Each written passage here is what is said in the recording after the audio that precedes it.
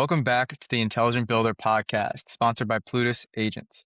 Today, I'm with Rob Dalrymple, the Executive Vice President at Ryan Contractors, a multi-state general contractor that's gone from repairing fences to building retail, restaurants, and now some cemetery projects across 35 states.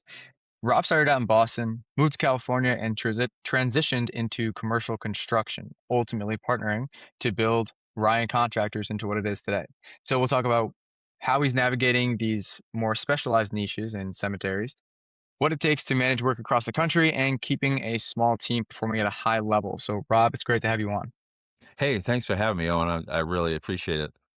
Of course, of course. I'm glad we got to do this today. So let's kind of jump back to the beginning, right? So you grew up in Boston, moved to California. I kind of previewed a lot of it, but could you kind of run me through your background a little bit and how you ended up at Ryan Contractors? Sure. So, yeah, I was in Boston. I moved to California to be a rock star.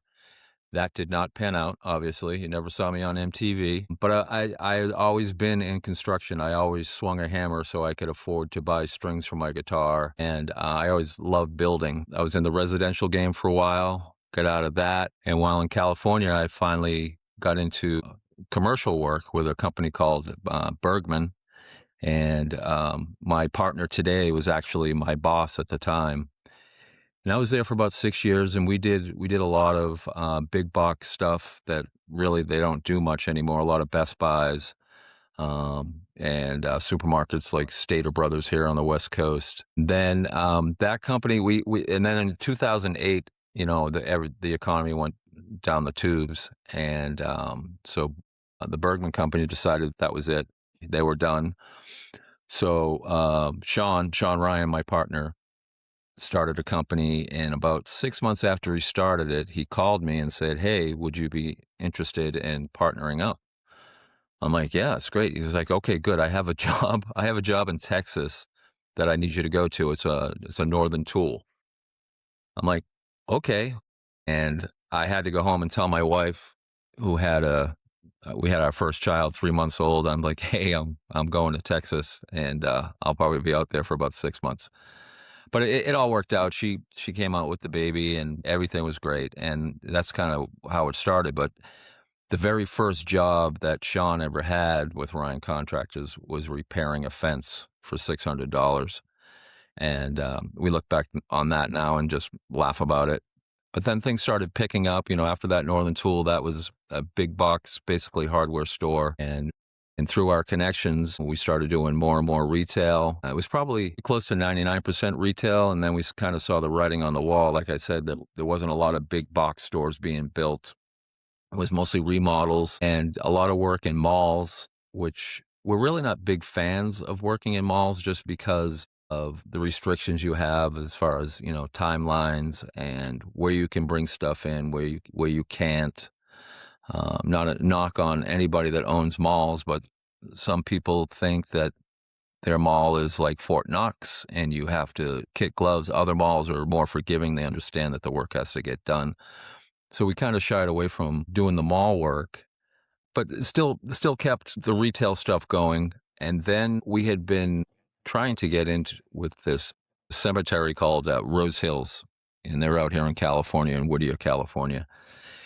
And probably for about 3 years, we kept talking with them and having meetings, and they finally gave us a shot to develop some of the land that they had. And they fell in love with our project manager and our superintendent out there. And we've been out there probably pretty solid for the last 10, 11 years doing cemetery work. I know it can sound a little creepy to certain people, but they need room for what they call their inventory.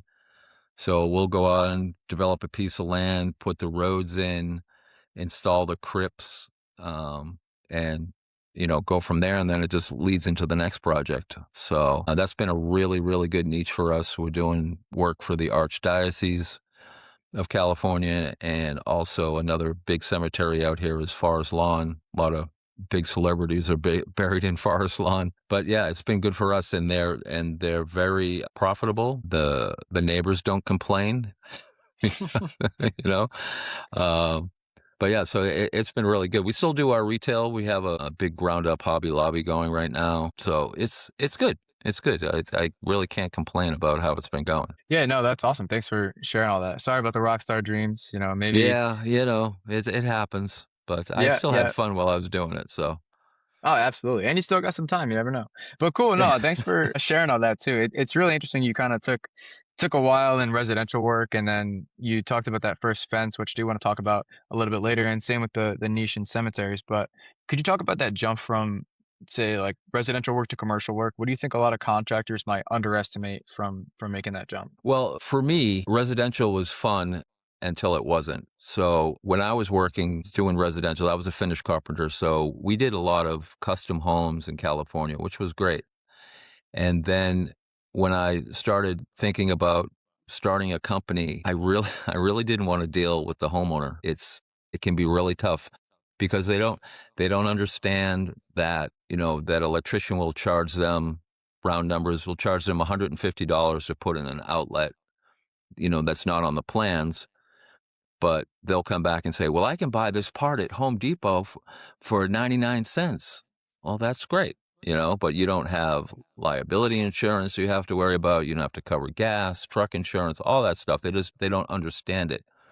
So in the commercial game, most of the people that are in it, especially like your owner reps and stuff, they understand it. They've either been a general contractor or they've been a project manager on the GC side, so they get it. And don't get me wrong, there's still some people that you have to deal with that aren't great. But as far as dealing with like everyday headaches and phone calls and it sounds terrible, from people that just don't understand on that aspect, it's a little bit easier. And we just never really wanted to go back down the residential road. There's plenty of great residential contractors, but that game's not for us. The commercial game for us is much, I don't want to say easier, but less of a headache. I guess you could say it that way.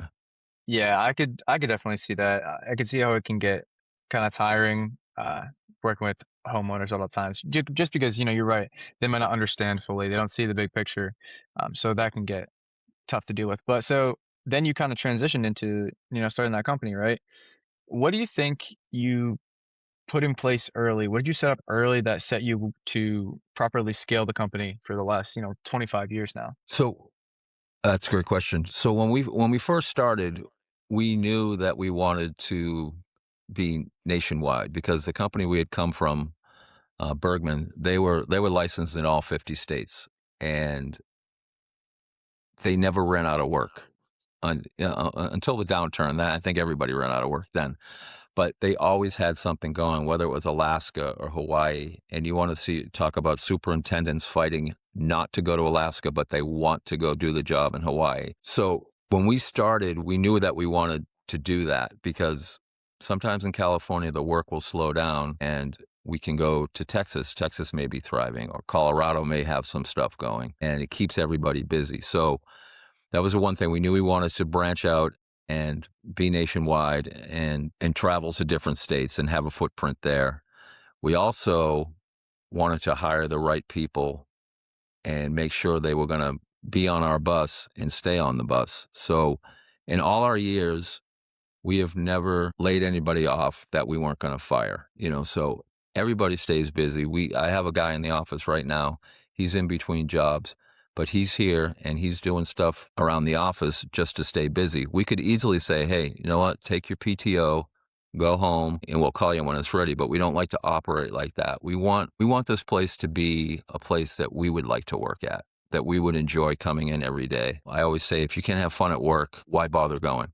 You know, we joke around a lot. We're a family, and all families are dysfunctional. It's a matter of what degree, right? So our dysfunction is pretty low, but we have a lot of fun here, and I think that's key. And I like to joke around with all these people and pull legs and make people freak out and scare them around a corner. But we wanted to make sure that people were enjoying themselves when they came to work. Yeah, definitely. That's a great value to maintain at all times. And it's super interesting to me that you went from, building that fence to now working in dozens of states across the nation now. So when you look back, is there anything you maybe didn't see coming or it didn't end up being as easy or as hard as you thought as you scaled? Is that maybe, I know you talked about people, but maybe cash flow or complexity of the commercial buildings, something else maybe?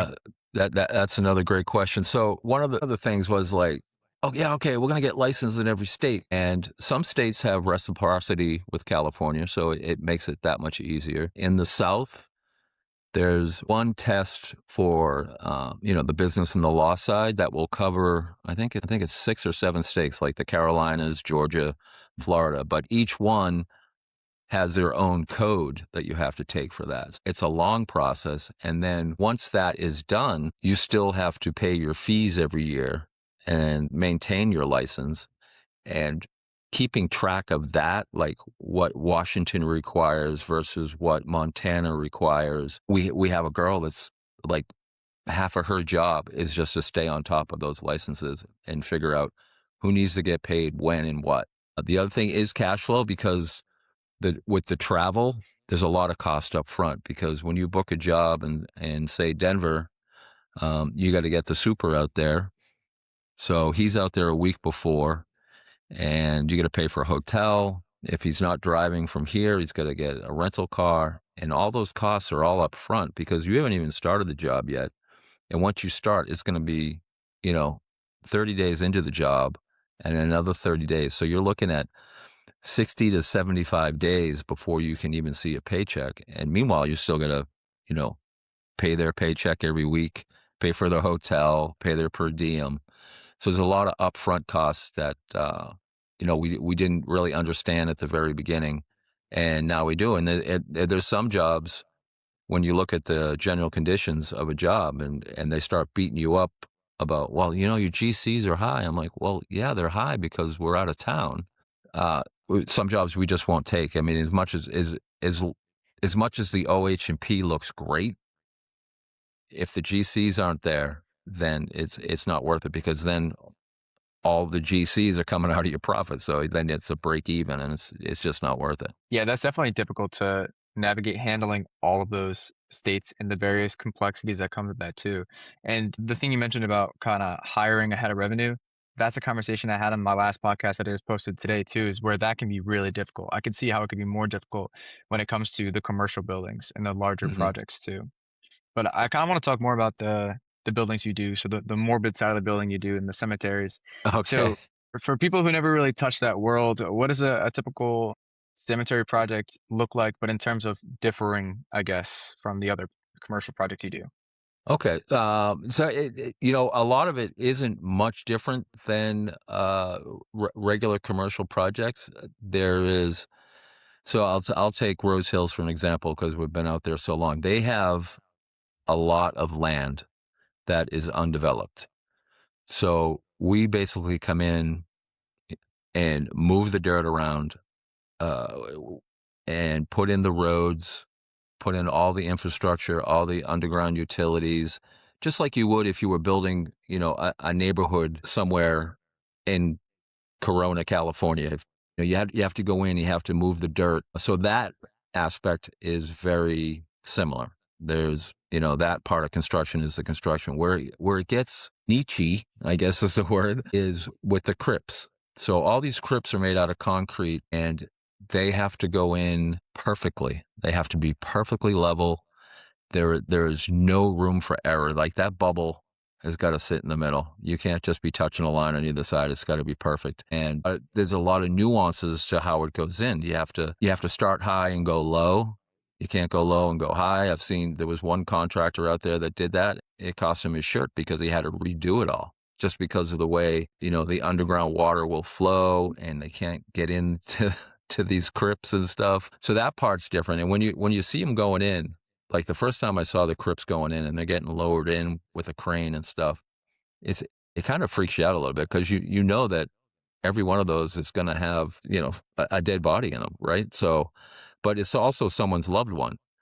So there's a lot of respect that goes into that, and there's no working weekends. So if you're behind and you think you're going to make up some time on Saturday and Sunday, you can't, because they won't allow it, because that's a big time for people to come and visit their loved ones.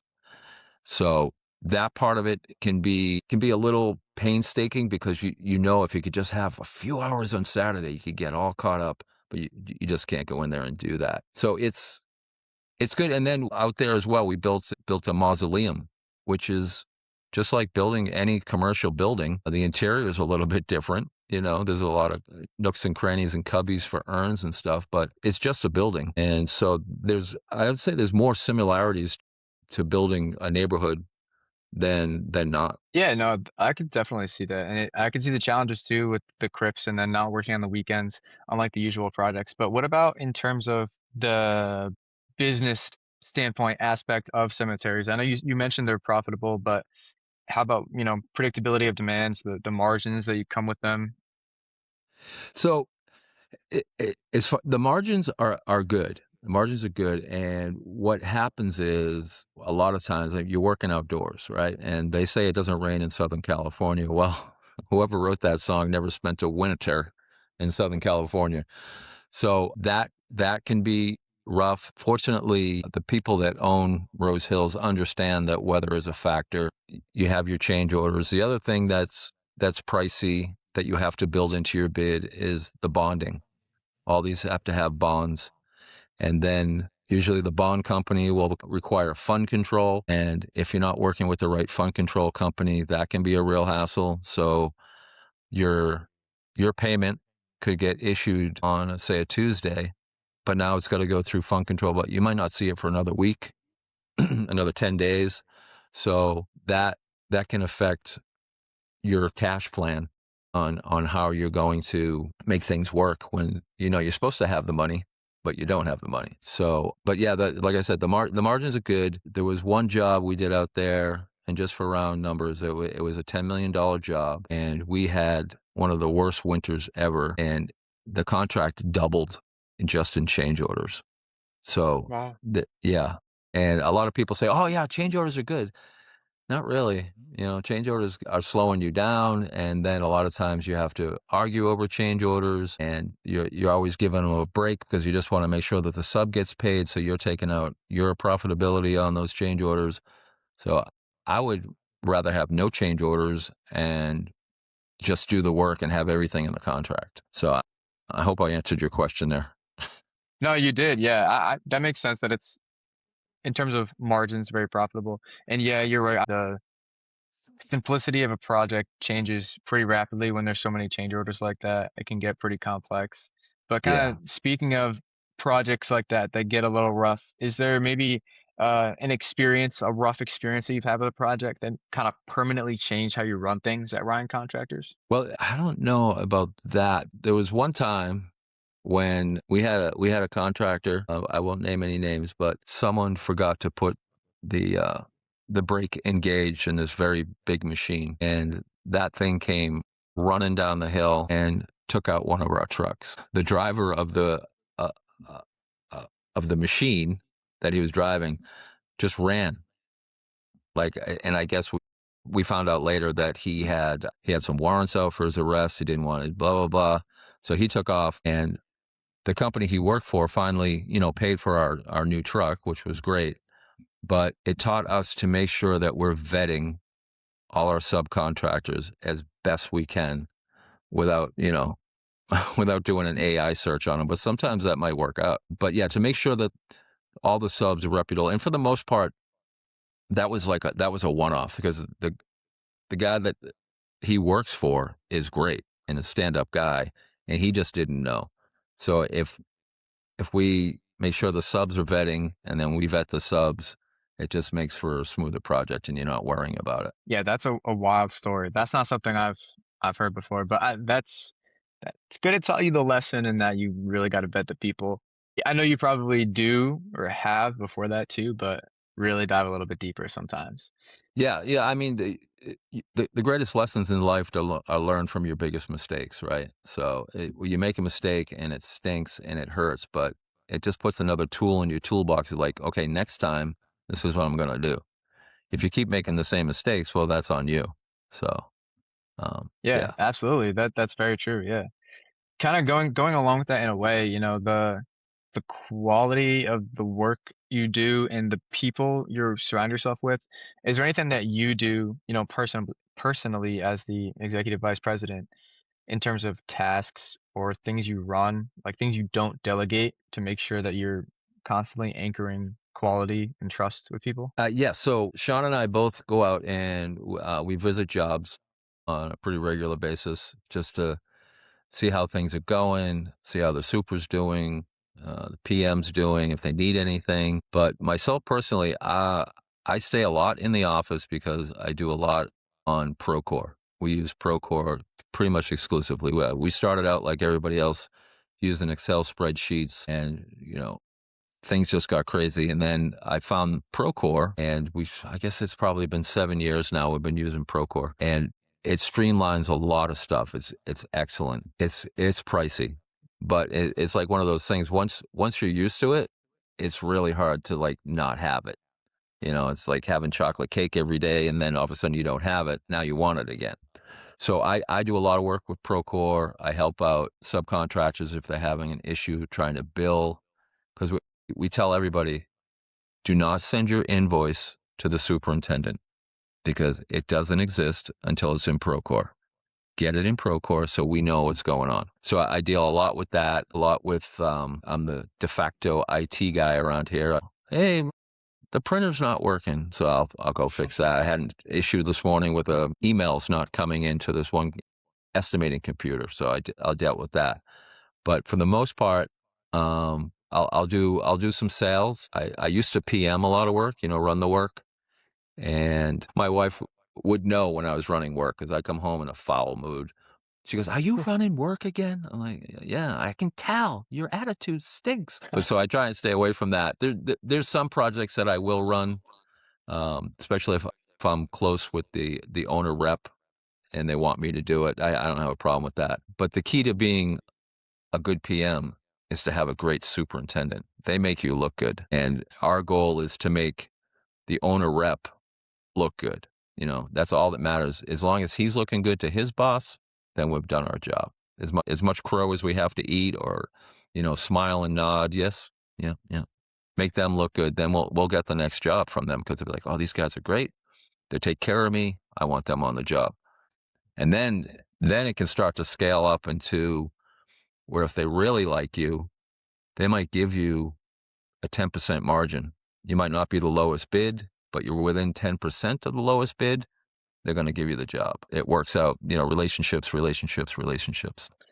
Yeah, no, that's really good advice, and it's great you were able to find a platform too that's helped you scale. I've also heard that Procore can be a little bit pricey, but that's because it scales with you, right? So has it helped you? Because I feel like working in 35 states is like a logistical nightmare in a way. So is that helping you kind of maintain consistency in your operations? Yes, absolutely. It doesn't matter what state you're in. As long as you can get online, everything is consistent. The superintendents do their daily reports. They take their pictures. All the contracts are there. So it really helps out because, it's like a cloud server. You can get any information and anybody can get it. So the project manager can be in California, the superintendent can be in Texas, and they're all looking at the same thing. And it helps tremendously with the billing. Again, as long as the subcontractors are putting their invoices in Procore properly, our accounting department uh, knows what needs to go out as far as checks and stuff. Project managers can approve things online. Yeah, it definitely makes everything the world smaller with Procore. Again, I don't it's worth the price when every 4 months when you write that check, you're like, that hurts. But then you have to think about how much it saved you in time and money. So it's definitely worth it for sure. Yeah, it's good that you found that to be very helpful so far, and I can see how that kind of behavior change in terms of having the subcontractors use it properly can be hard to deal with sometimes, and you're the guy dealing with it, so good luck with that in the future. Thank you very much. Yeah, no, of course. But what do you think for maybe someone that doesn't have a system like that, or just generalized contractors when they leave their home market, what do you think they overcomplicate? as they try to scale that way? I think they probably either overcomplicate or undercomplicate is communication to make sure that everybody is on the same page. A person smarter than I said, communication is the key to life, whether it's in your marriage or it's at work or it's with your kids. As long as you're communicating constantly. And the other one I like is never give a command that could be misunderstood. Always give a command that can't be misunderstood. You know, I think people get on the road and they forget to do things. You know, Uh, sometimes superintendents, especially people that haven't been on the road, tend to go a little nuts. It's kind of like when you see people go to conferences, right? They go to Vegas for a conference. You see a side of a person sometimes you've never seen before, and they're on top of the tables, dancing and whatever. Sometimes that happens to supers when they're the first time out of town, and they usually reel it in pretty quick. But yeah, communication is the key to life. So Yeah, for sure. And I can see how that's definitely difficult as you're trying to scale outside of the home market. And yeah, and kind of similar to what you said too, someone smarter than me once said, always over communicate so you don't miscommunicate. no, I That's like got to that. be That's the key. I'm writing that down. I'm gonna steal it. Thank you. Go for it. I don't need credit. Don't worry about it. All right. But I want to zoom out a little bit and kind of talk about the future of Ryan Contractors. So when you're looking out, say 3 to 5 years, where do you want Ryan Contractors to be? Is that maybe some concrete goals for volume, specific type of projects, anything you're thinking now? So yeah, I know I don't look it, but no, I do. I'll be 61 in March, right? So I figure between 65 and 70, that's when I'll finally say, okay, I'm going to retire. I might not be able to retire until I'm 6 feet under at Rose Hills. I don't know. But so the goal for me is to make sure that the company is super healthy, running well, and find somebody that can take over day-to-day operations. I know my partner is on the same page about that. Not necessarily sell the company. I'm not looking to do that, but more of making sure the people are taken care of. So as we move forward, the SOPs, the standard operating procedures, that book gets a little bit thicker. And just so anybody could walk into this role and understand, what's going on. So it's more for me, it's more about kind of winding down, but making sure that when I do wind down, that the other person has everything they need. Yeah, no, that's really great in terms of like a long-term vision, really putting the systems and procedures in place so that anybody that follows you can do their job as well as or better than you have been. Yeah. What about maybe in the short term? Do you have any kind of concrete goals for 2026? Yeah. So we would like to, there's a couple of companies that we'd like to get in with. One of them is a swim school. And I know that sounds weird, swim school, but they are a company out of Minnesota and they're scaling and their builds are great because they're either doing ground ups, which we like to do, because then we have, more control over every phase of the job. We're not walking into where another GC built something and we have to deal with either mistakes or something they didn't understand or we didn't see during a job walk. So if we can take the whole project, from cradle to grave, so be it. So that's one thing I'd like to get into. I'd like to see us do some more what they call program work, where let's say a company like Target is doing a remodel and of just, their Starbucks area, right? And they're going to do that to 400 stores.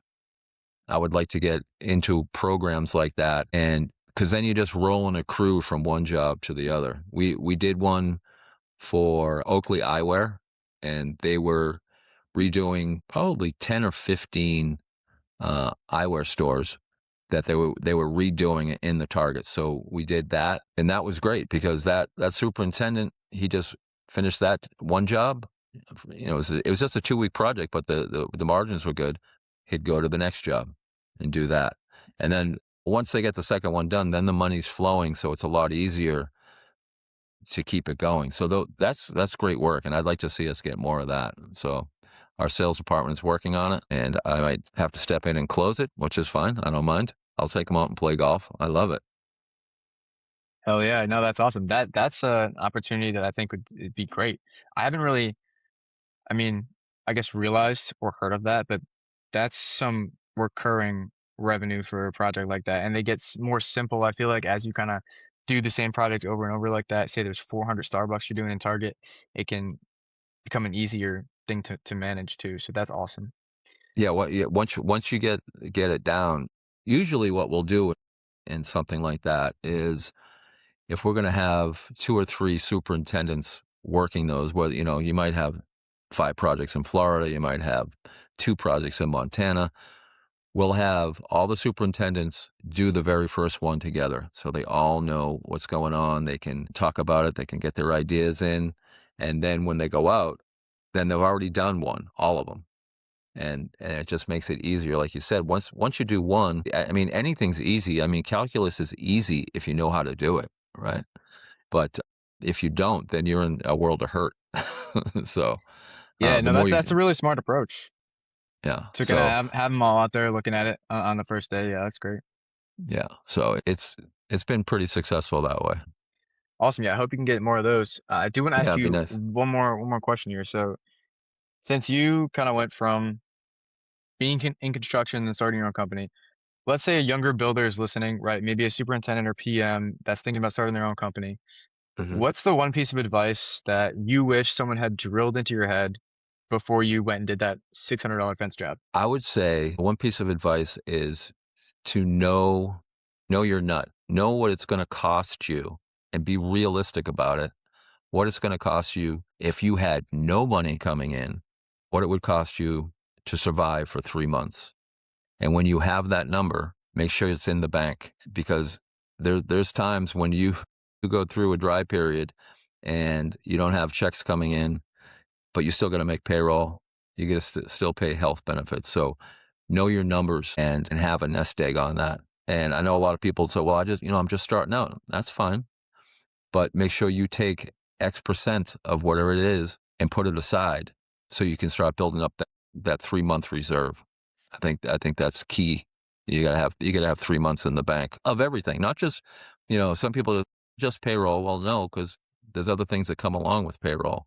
You gotta make sure you have the gas money in there, all that stuff. So know your numbers and have that in the bank. Yeah, that's really great advice. And I think even just for business in general, if you're going to start a Mhm. company, have some reserves there.